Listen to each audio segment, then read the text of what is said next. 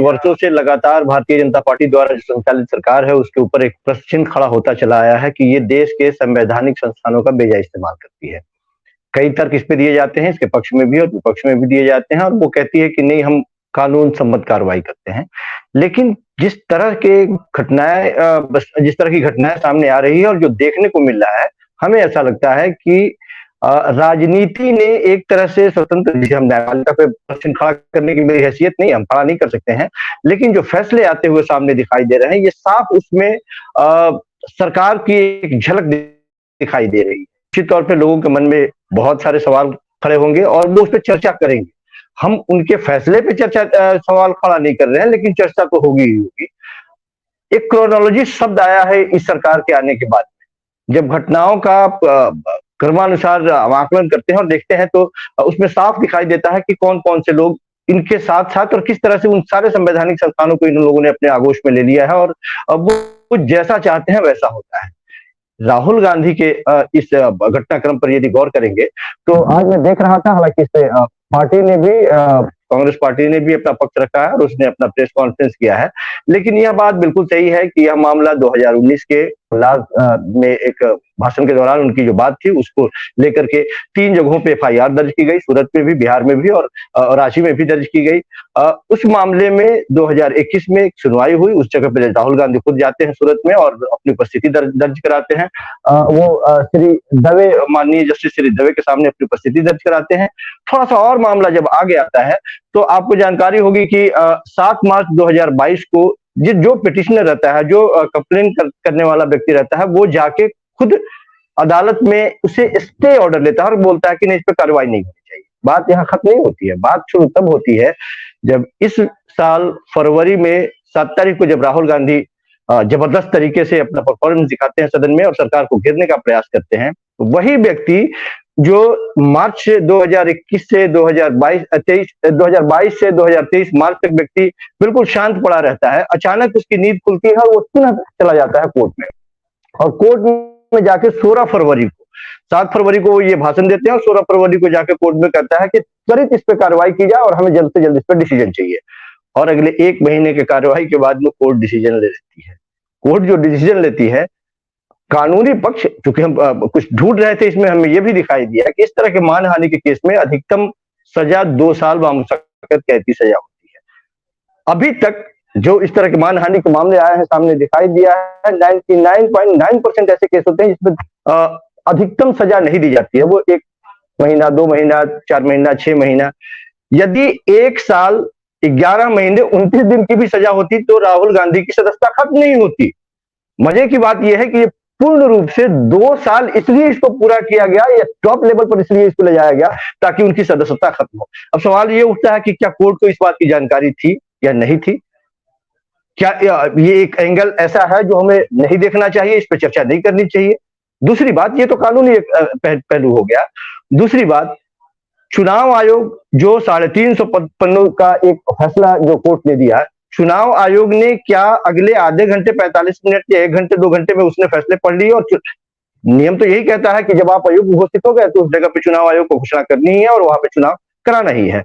लेकिन क्या इतनी जल्दीबाजी में उसे 1 दिन, 2 दिन, 3 दिन भी वक्त लगता उतने मोटे पन्ने को पढ़ने के लिए? ऐसी क्या जल्दीबाजी थी कि उसने जल्दीबाजी में कदम बढ़ा दिया? तो ये संजीव कौशिक जी, 1 मिनट, एक करेक्शन के साथ हम बोलना चाहते हैं कि राहुल गांधी की सदस्यता नहीं रहने का फैसला ये दरअसल संसद के टेबल से होता है, संसदीय जो स्पीकर है उसके दायरे में आता है और उसकी सूचना चुनाव आयोग को दी जाती है। तो जो आपका प्रश्न है वो निश्चित रूप से संसद से, स्पीकर से होना चाहिए। जी जी जी।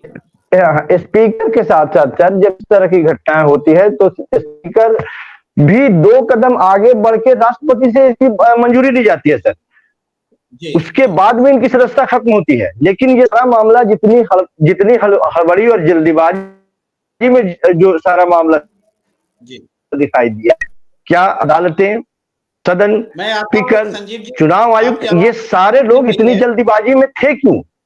ठीक है, तो मुझे लगता है कि आप आगे इस पर थोड़ा सा ये भी प्रकाश डालें कि जो व्यवस्थाएं सामने दिखाई दे रही है, क्या इस तरह के घटनाओं से कांग्रेस पार्टी को जीवनदान मिलने जा रहा है या कांग्रेस पार्टी इस स्ट्रेटजी को आगे बढ़ाने जा रही है? ऐसा लगता है कि ये घटनाएं, जिस तरह से भारतीय जनता पार्टी के लोग लगातार कहते रहे कि आपदा में अवसर तलाशने की बात है, अपने आप को विक्टिम बता के कांग्रेस पार्टी मजबूत करने का प्रयास करेगी?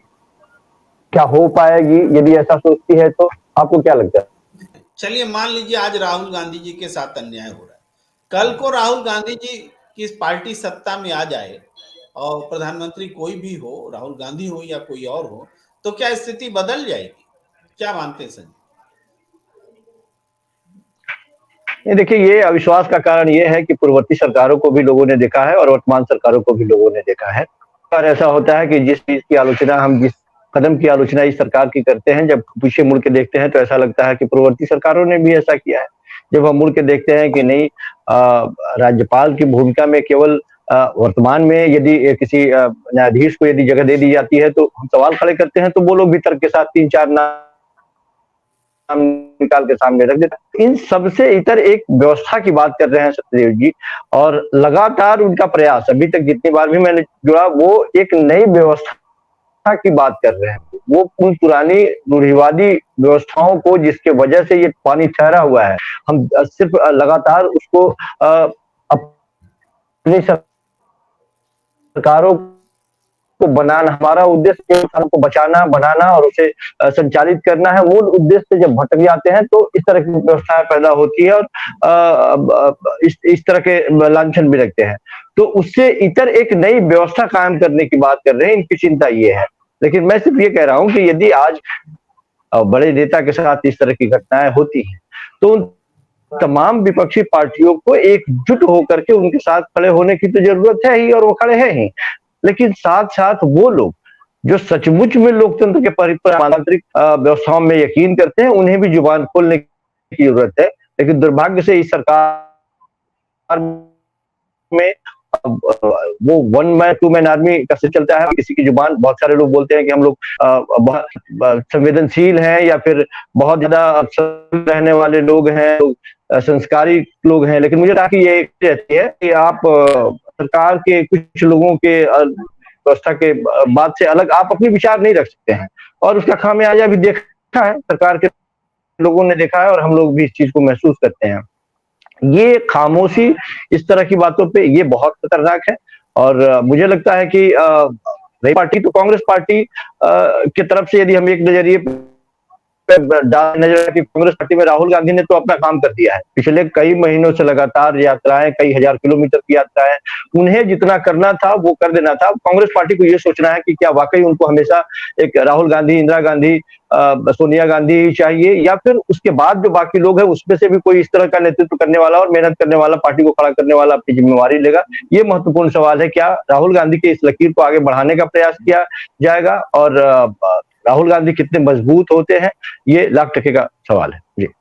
प्रेम जी, जो पार्टी सत्ता में है, सरकार में है, वो तो उसकी कोशिश है कि वो कैसे जमे रहे लगातार और विपक्षी पार्टियों को नेस्तनाबूद उतारू है। तो वो तो इसके बारे में सोचने से रही, वो कभी भी इस पर विचार नहीं करेगी, इसको विचार लायक भी नहीं समझेगी।